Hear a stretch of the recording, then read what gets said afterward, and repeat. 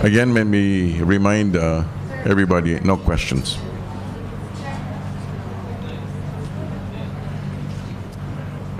The President of the Philippines, President Rodrigo Rody Duterte.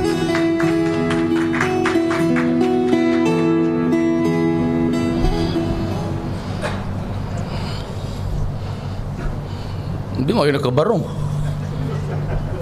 Pabarong ito. Well, ladies and gentlemen, my co-workers in government, mga mahal kong kababayan, I am leaving for Vietnam, Laos, to join other Asian leaders at the 20th and 29th ASEAN Summits and related summits. This will be my first meeting with other leaders of ASEAN member states, as well as the leaders of the ASEAN's important dialogue partners, including Australia, China, India, Japan, Republic of Korea, New Zealand, Russia, and the United States, that I will take the opportunity to discuss with them important regional and international issues that impact on the peace, security, stability, and the prosperity of our region. Recent events have shown that there are elements out there who seek to sow terror and wreak havoc in our society. We remain firm in our resolve to combat terrorism in all its forms and manifestations. We remain committed to our bounden duty to do our utmost to protect our citizens. I ask every Filipino to do this, to do his and her part for the sake of our country. I will use the opportunity for meeting with other Asian leaders and ASEAN dialogue partners to seek greater support for regional efforts to address terrorism and extreme and violent extremism. Terrorism and violent extremism is a global concern, and the Philippines will do its part as a member of the international community and work with our partners to address this issue. At the summits, ASEAN leaders will discuss the way forward in realizing the ASEAN Community Vision 2025 with the rules-based, people-oriented, people-centered ASEAN. The security of our region hinges on the cooperation of ASEAN member states as well as our dialogue partners. Consistent with the Philippines' cornerstone programs, we will call for renewed cooperation for a drug-free ASEAN community. The summits will also be an excellent opportunity to underscore the importance of the role of law and peaceful settlement of disputes. The interests of our people are at the heart of the ASEAN community building, and we shall work with our neighbors in addressing transnational issues such as trafficking of persons and terrorism and violent extremism. On the economic front, we shall discuss ways to make growth inclusive so that the benefits of economic growth are felt by every Filipino. This includes strengthening connectivity in the region, enhancing trade, underscoring the importance of micro and small and medium industries, and conserving and sustaining the growth environment. On those socio-economic aspects, we shall advance to improve access to education that will open opportunities for all, including out-of-the-school youths, to develop and realize their potentials to be productive and responsible members of society. We will continue engaging our neighbors on the promotion and protection of the rights of migrant workers. We will also push for the capacity building to improve emergency response and disaster management. I have the honor to accept in behalf of the Philippines the chairmanship of ASEAN in 2017 from Laos. This will formally mark an important leadership role for the Philippines in the region as we commemorate the 50th anniversary of the association next year.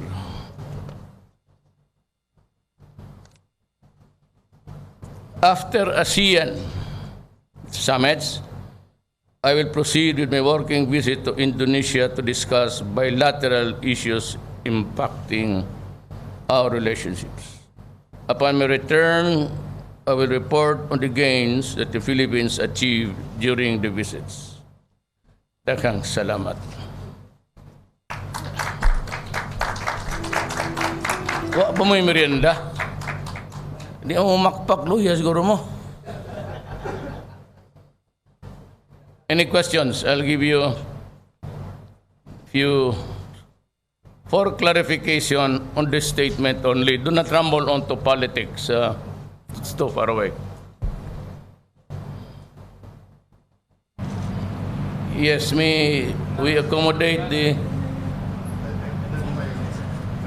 Good afternoon, sir. Jerome Morales from Reuters News. Sir, there have been concerns on extrajudicial killing, sir, and you will meet leaders. Any line of communication that we have prepared to address this issue in front of our other foreign leaders? Extrajudicial killing? Yes, human rights. To whom shall I address myself to?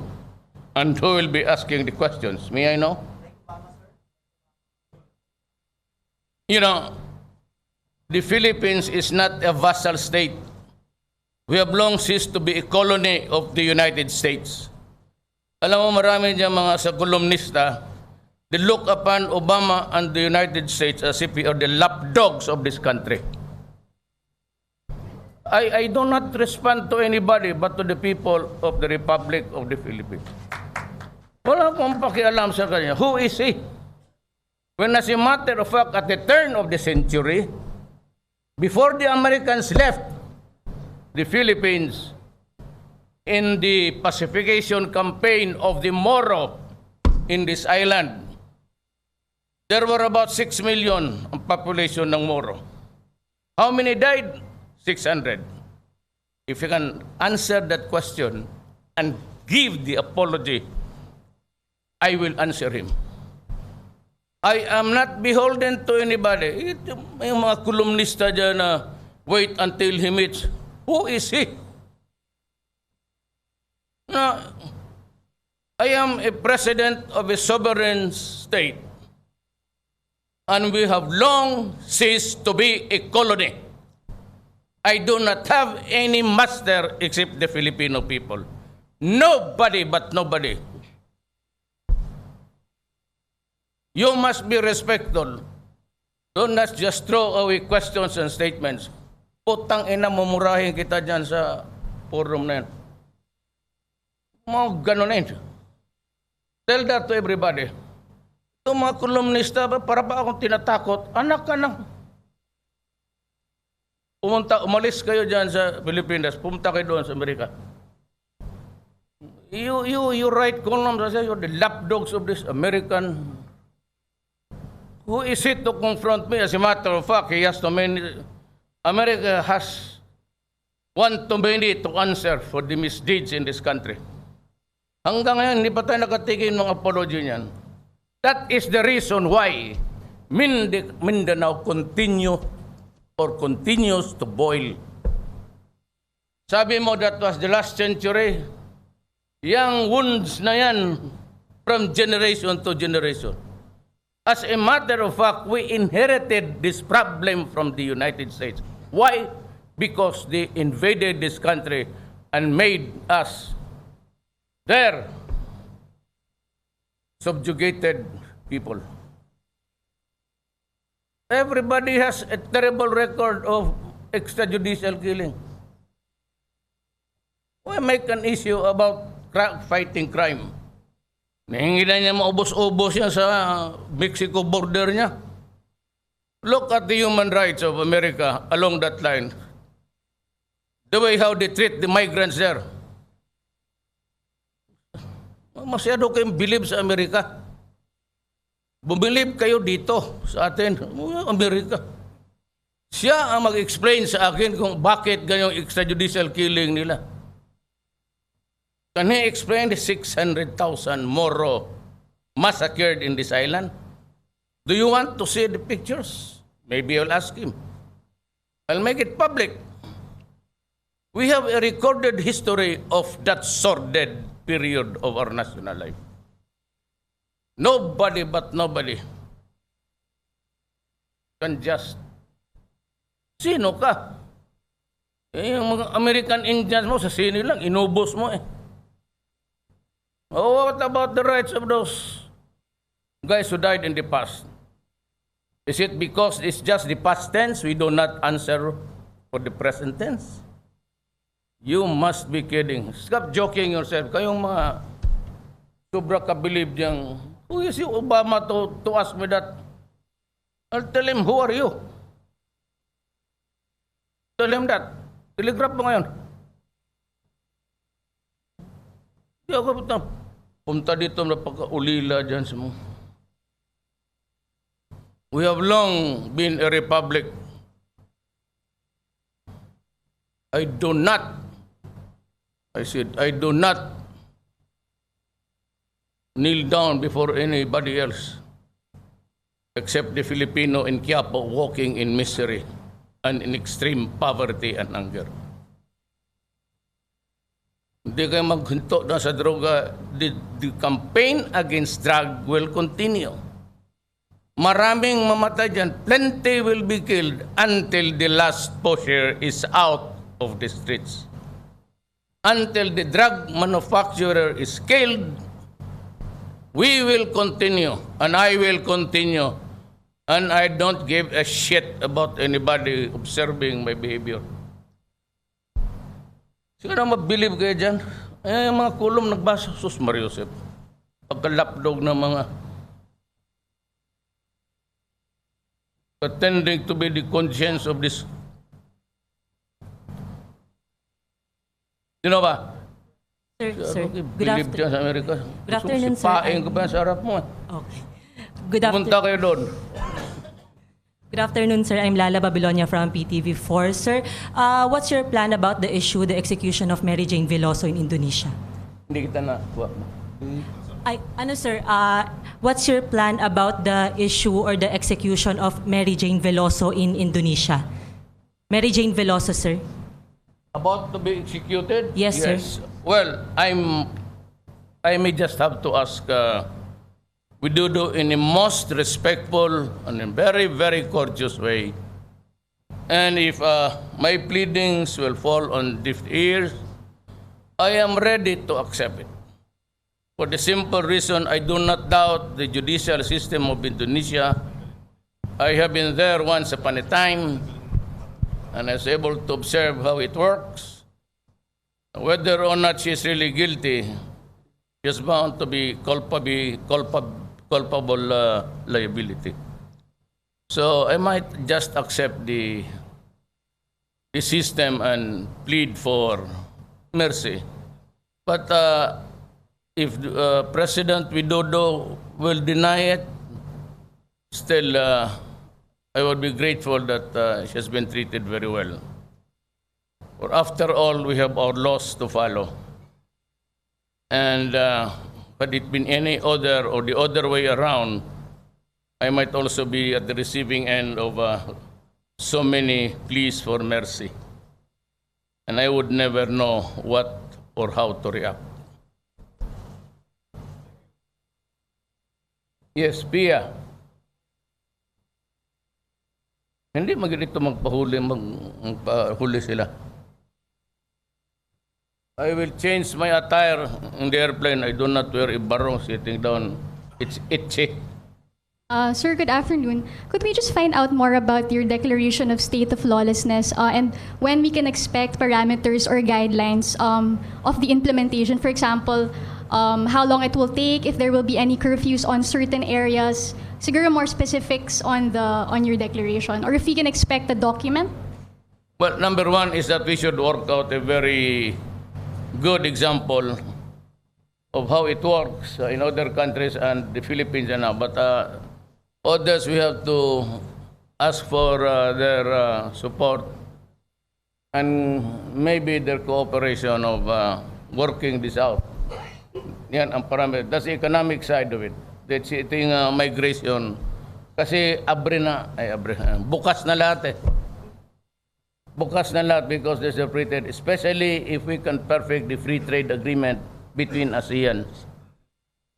Removing all barriers, tariff and everything, including the migration of workers.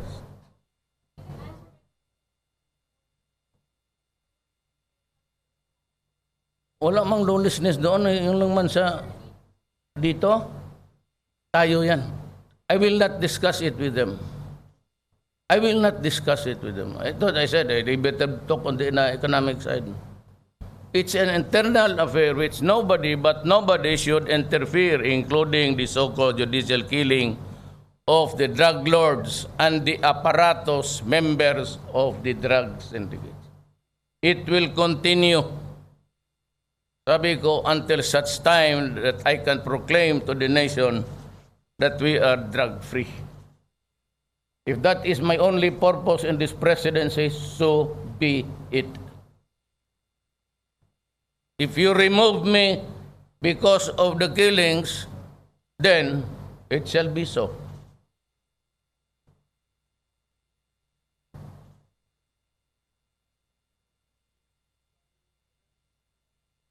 Again, I would like to, there are a lot of you, so much about extrajudicial killing, then connect it with Obama. No, I do not want to pick a quarrel with Obama, but certainly I would not appear to be beholden to anybody. I only am answerable again to the Filipino people who elected me as president. Period. Nobody but nobody should interfere. This is an independent country. Nobody has the right to lecture on me. God, do not do it.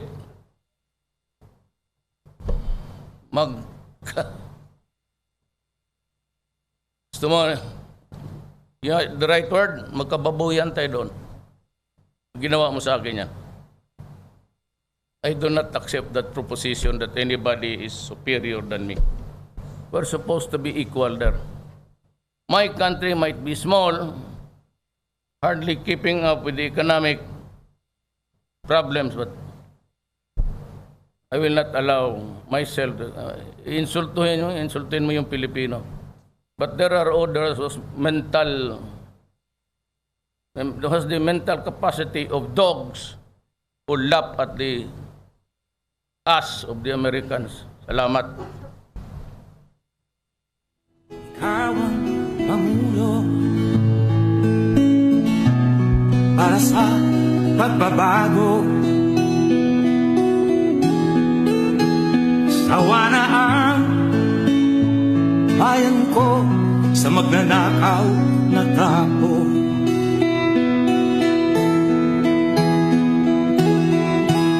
Madilim na kahapon, ikaw ang mag-aahon sa piling mo.